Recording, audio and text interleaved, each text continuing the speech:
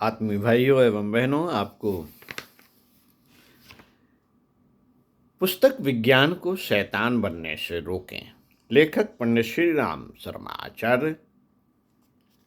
विषय: रोगों की जड़ें काटी जाएं, पत्ते नहीं। पढ़कर सुना रहे थे आपको। आइए आपको कुछ अच्छा सुनाने का प्रयास करते हैं, बताने का प्रयास करते हैं।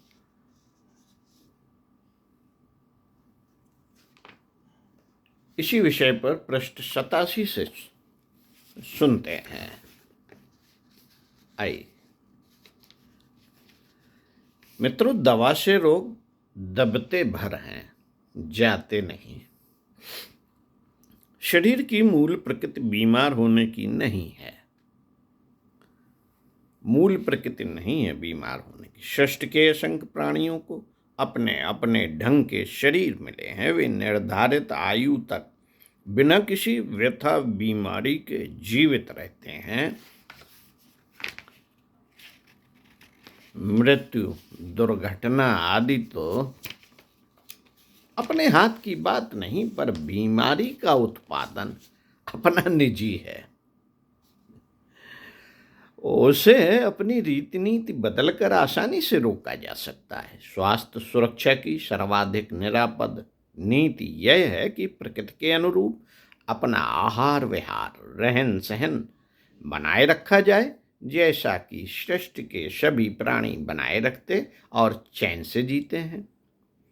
इंद्रियों का संयम बरता जाए, दिनचर्या ठीक रखी जाए, श्रम और आराम का संतुलन रहे, मस्तिष्क को उत्तेजनाओं से बचाए रखा जाए, स्वच्छता का ध्यान बना रहे, तो इन मोटे नियमों का पालन भर करने से बहुत हद तक छुटकारा मिल सकता है। स्व उपार्जित बीमारियों का ही बाहुल्य रहता है, बाहर से तो बहुत कम आती हैं। मौसम का प्रभाव, वंशगत विकार, छूत, दुर्घटना आदि कारणों से भी अप्रत्याशित रोग हो सकते हैं, पर उनका अनुपात बहुत स्वल्प रहता है। उन्हें अपवाद भी समझा जा सकता है। मूल उत्पत्ति तो अपनी ही उच्छृंखलता से होती है। अव्यवस्थित और विकृत आदतों का शिकार होकर ही मनुष्य बीमार पड़ता है। आमतौर से औषधि उपचार ही रोग निवारण के लिए प्रयुक्त होता है, पर ध्यान रखने योग्य बात यह है कि उसमें लाभ की मात्रा से कम हानि की मात्रा भी नहीं है। मारक औषधियां घातक अस्त्र की तरह हैं, जिनमें मार काट मचाने की क्षमता तो है, पर इतनी बुद्धि नहीं कि कुश्ती लड़ रहे दो पहलवानों में से एक को बचाने और दूसरे को गिराने की भूमिका निभा सकें। उनके लिए मित्र शत्रु का अंतर करना संभव नहीं। आग लगती है तो उपयोगी अनुपयोगी दोनों को ही जलाती है। शरीर में रोग कीटाणु किसी एक जगह इकट्ठे नहीं बैठे रहते, जहां हमला करके उन्हें मार गिराया जा सके। स्वस्थ रक्तकण उन विषाणुओं से गुत्थम गुत्था करने में जुटे होते हैं। ऐसा कोई उपाय अभी तक नहीं ढूंढा जा सका जो मात्र विषाणुओं को तो मारे, पर स्वस्थ संरक्षकों को बचा ले। औषधियां पाचन तंत्र से होकर रक्त में पहुंचती हैं अथवा सुई लगाकर सीधे रक्त में प्रवेश कराई जाती हैं, पर हर हालत में रक्त में भी ऐसी विषाक्तता का समावेश करना पड़ता है जो रोग कीटाणुओं का संहार कर सके। स्पष्ट है कि इस मरण अनुष्ठान का प्रभाव आक्रमण और संरक्षक दोनों ही पक्षों पर समान रूप से पड़ता है। दोनों की ही हानि समान रूप से होती है। ऐसी दशा में शत्रु नाश के सौभाग्य के साथ साथ मित्र नाश की क्षति भी उठानी पड़ती है। संरक्षण तत्व घट जाने से शरीर की निरोधक सामर्थ्य घट जाती है।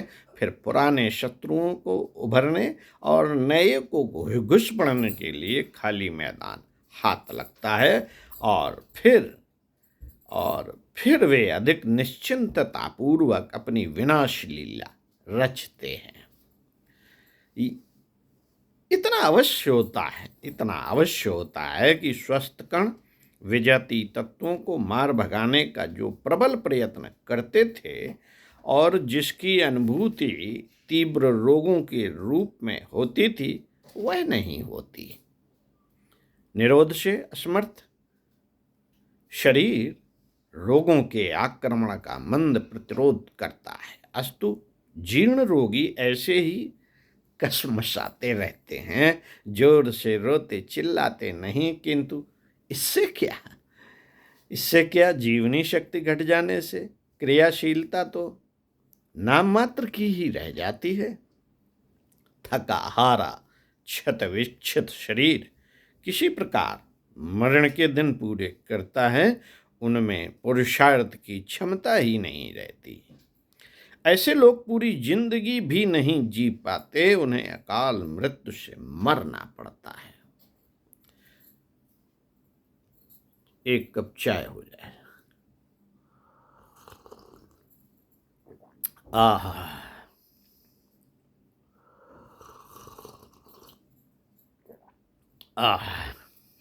साथियों, पूरी या अधूरी संज्ञा शून्य करने वाली दवाओं के नाम रूप बढ़ते जाते हैं। इसके लिए अनेकों रसायन ढूंढ लिए गए हैं। अब अकेली अफीम ही इस कार्य को पूरा नहीं करती, उसकी अनेकों सहेलियां मैदान में आ गई जो उसका हाथ बटाती हैं और बोझ हल्का करती हैं। एस्प्रिन प्रसिद्ध दवा है जो सिर दर्द को राहत पहुंचाती है। अफीम के शत्रु की सुइयां लगाकर अभी भी वेदना की अनुभूति को रोक दिया जाता है। निद्रा लाने वाले रसायन भी लगभग यही करते हैं। इस उपचार से रोगी का चिल्लाना तो दूर हो जाता है, पर रोग की विनाश लीला में कोई अंतर नहीं पड़ता। पीड़ा में जहाँ कष्ट होता है वहाँ एक लाभ भी है कि उससे निवारक संघर्ष तीव्र होता है और रोग की निवृत्ति में भारी सहायता मिलती है। कष्ट की अनुभूति घट जाने से उस मोर्चे पर युद्ध सैनिक भेजने और विकृत को परास्त करने की चिंता से मस्तिष्क को छुट्टी मिल जाती है। फलतः रोगों को अपनी जड़ जमाने का अधिक अच्छा अवसर मिल जाता है। इस प्रकार शामक औषधियों से वेदना निग्रह में जितनी राहत मिलती है, उतनी ही यह कठिनाई भी बढ़ती है कि प्रकृति का निरोधक संघर्ष शिथिल पड़ जाने से बीमारियां अपना अड्डा जमा कर बैठ जाने में सफल हो जाती हैं। मित्रों, आपातकालीन सुरक्षा के लिए औषध ली जा सकती है, उन्हें न छूने जैसा दुराग्रह करने की आवश्यकता नहीं। ध्यान रखने की बात बस इतनी है, मूल समस्या स्वास्थ्य रक्षा के नियमों का पालन करने की है। उस ओर ध्यान न दिया गया तो औषधि उपचार का लाभ जादू का तमाशा देखने जैसा खिलवाड़ बनकर ही रह जाएगा। मूल समस्या का चिरस्थायी समाधान जितने भर से हो सकेगा उतने भर से हो सकेगा। बस प्रकृति का अनुसरण करने और आहार विहार के नियमों का कठोरतापूर्वक पालन करने से ही निरोग जीवन जी सकना संभव हो सकता है। साथियों, स्वास्थ्य संवर्धन के लिए टॉनिकों का पौष्टिक आहारों का आसरा तकने से काम न चलेगा। यदि उनके सहारे बलिष्ठता संभव रही होती तो साधन संपन्न लोगों में से एक भी कमजोर न दिखाई पड़ता। वे पैसा खर्च करके प्रचुर परिणाम में पुष्टि खरीद लिया करते, तब संसार में एक भी धनवान व्यक्ति दुर्बल दिखाई न पड़ता। इसी प्रकार यदि औषधि उपचार से रोग निवृत्ति संभव रही होती तो कम से कम चिकित्सा व्यवसायी और औषधि निर्माता तो बीमार नहीं ही दिखाई पड़ते। वे दूसरों की तो उपेक्षा भी कर सकते थे, पर अपनी एवं अपने स्वजनों की रुग्णता क्यों सहन करते? अपने लिए तो अच्छी औषधियां बना ही सकते थे और निदान उपचार के सहारे अपने घर से तो बीमारियों को निकाल बाहर कर ही सकते थे, पर ऐसा होता कहाँ है। सच तो यह है कि चिकित्सकों के घरों में बीमारियां सामान्य लोगों की तुलना में कम नहीं, कुछ अधिक मात्रा में ही घुसी रहती हैं। दूसरे लोगों को औषधियों पर जितना अविश्वास होता है, डॉक्टरों के घरों में उससे कम नहीं, अधिक ही अविश्वास पाया जाता है। सामान्य लोग तो औषधियों के स्वाद एवं पैसा होने के कारण भी उन्हें खाने से आनाकानी करते होंगे, पर चिकित्सकों के घर वाले जानते हैं कि मुद्दतों से जेब खाली करते रहने वाले और आए दिन दवा खाने पर खड़े रहने वाले रोगी जब इन औषधियों से कुछ राहत नहीं पा सके तो हमें ही उनसे क्या कुछ लाभ मिलने वाला है। इस अविश्वास के कारण ही उन घरों में दवा दारू खाने के संबंध में उपेक्षा बढ़ती जाती है। यदि बीमारियां सचमुच ही कष्टकारक लगती हों, उनके कारण होने वाली आर्थिक तथा दूसरे प्रकार की हानियां अखरती हों और उनसे पीछा छुड़ाना यदि वास्तविक रूप से अभीष्ट हो, तो कारण और निवारण पर गंभीरता पूर्वक विचार करने की आवश्यकता होगी और यह देखना होगा कि अस्वस्थता के विष वृक्ष की जड़ें कहाँ हैं, कहाँ से उगती हैं, यह बीमारियां कहाँ से ऐसी अस्वस्थता आती है, इस ओर यदि ध्यान नहीं दिया गया तो पत्ते तोड़ने से, जड़ काटने से ही स्थायी निराकरण संभव हो सकता है। पत्ते तोड़ने से नहीं होगा, ऊपर ऊपर लीपापोती करने से नहीं होगा, उसके लिए अंदर की जड़ों को ढूंढना, टटोलना और उन्हें काटना पड़ेगा, तभी निराकरण संभव है।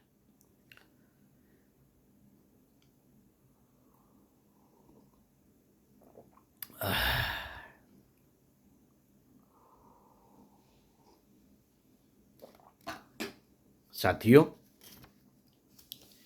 इलिच का कथन है, तथाकथित गुणकारी औषधियों का एक हानिकारक पक्ष भी है जिसे प्रकट नहीं किया जाता और गुण ही गुण गाए जाते हैं। दोष अपना काम करते हैं, जहां गुण पक्ष से यत्किंचित लाभ होता है वहां उसके विषाक्त प्रभाव से होने वाली हानि इतनी बड़ी होती है कि तुलना करने पर औषधि सेवन का लाभ कम और घाटा अधिक रहता है।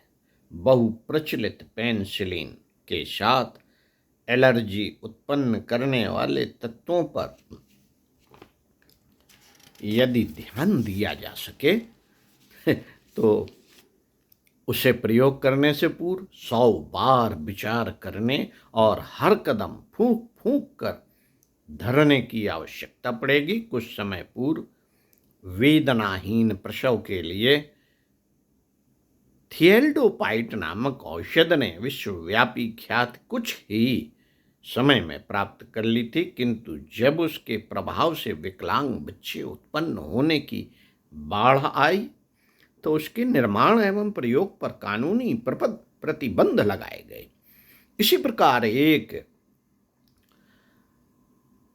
अन्य औषधि क्लोरमफेनिकोल को भी निषिद्ध घोषित किया गया था। सौंदर्य प्रसाधनों में प्रयुक्त होने वाली हेक्सा क्लीरोफेन के कारण उत्पन्न होने वाली हानियां सामने आईं तो सुंदरता और कोमलता के नाम पर प्रयुक्त होने वाली इस दवा पर रोक लगाई गई।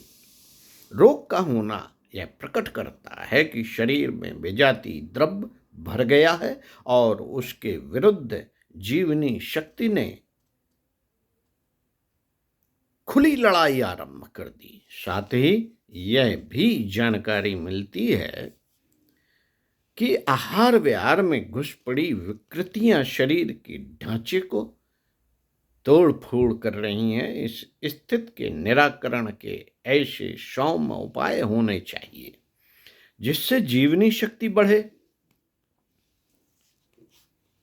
और विषाणुओं को मिलने वाला परिपोषण बंद हो जाए। इसके लिए संचित मल के निष्कासन एवं अवयवों को विश्राम देने वाले उपाय अपनाए जाने चाहिए। उस ओर उपेक्षा रखी जाए और रोग के ऊपरी लक्षण कष्ट को दबाया जाए तो इससे कुछ स्थायी समाधान न निकलेगा। बाढ़ का पानी मेड़ के एक रास्ते न सही दूसरे रास्ते बह निकलेगा। एक बीमारी अच्छी होते होते दूसरी नई व्याधियां उठ खड़ी होती हैं। इससे प्रकट होता है कि मात्र ऊपर से ही लिपापोती हुई है, विभीषिका का अस्तित्व अपने स्थान पर यथावत मौजूद है।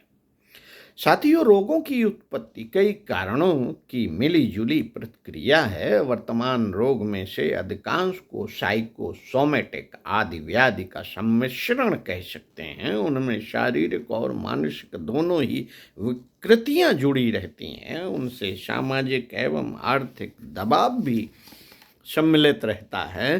परिवार की उलझनों और समस्याओं पर सोचने की शैली भी आंतरिक संतुलन को बिगाड़ती है और उस गड़बड़ी का परिणाम कई प्रकार की चित्र विचित्र बीमारियों में दृष्टिगोचर होता है। प्राचीन काल के रोग निर्धारण निदान विज्ञान में बीमारियों के लक्षण बताए गए हैं, पर उनसे भिन्न प्रकार के रोग दृष्टिगोचर होते हैं। डॉक्टर इन्हें कई रोगों का सम्मिश्रण कहकर अपना समाधान कर लेते हैं, किंतु वास्तविकता यह होती है कि शारीरिक विकृतियों के साथ साथ मानसिक पारिवारिक सामाजिक आर्थिक बौद्धिक परिस्थितियों में विषमताएं घुस पड़ने के कारण उन्हें सन्निपात नाम दिया जा सकता है। उन विचित्र रोगों का इलाज मात्र औषधियों से नहीं हो सकता, वरन उसके लिए मानसिक सहानुभूति, आशा, उत्साह, विश्वास, साहस आदि उभारने से लेकर अन्य समस्याओं के स्थायी अथवा काम चलाऊ समाधान खोजने होंगे। आज जिस प्रकार मल मूत्र रक्त आदि के परीक्षणों को महत्व दिया जाता है, उसी प्रकार रोगी की मनः स्थिति एवं परिस्थिति जानने और उसका बहुमुखी समाधान खोजने की आवश्यकता पड़ेगी। यह समाधान जिस हद तक संभव हो सकेंगे, रोगी की व्यथा उसी अनुपात से हल्की होती चली जाएगी। दवाओं की उपयोगिता एक सीमा तक ही है। उनके भयंकर प्रचार से प्रभावित होकर उनकी दास्ता स्वीकार कर लेने का अर्थ मुट्ठी भर लोगों की जेबें भरना है। दवाएं खाते रहें, रोग बढ़ते रहें, यह ऐसा ही हुआ जैसे अंधा रस्सी बांटता जाए और बछड़ा उसको खाता जाए की कहावत इस अज्ञान से बचने की कहावत। मित्रों, इस अज्ञान से बचने में ही अपनी समझदारी है। समझदारी, बहादुरी, जिम्मेदारी, ईमानदारी, 4 सूत्र जीवन में अपना लेने से हम सुखी और समृद्ध होते चले जाते हैं। ओम शांति। अगले वीडियो में आपको पढ़कर सुनाएंगे कीटनाशक अंततः अपने लिए ही घातक। ओम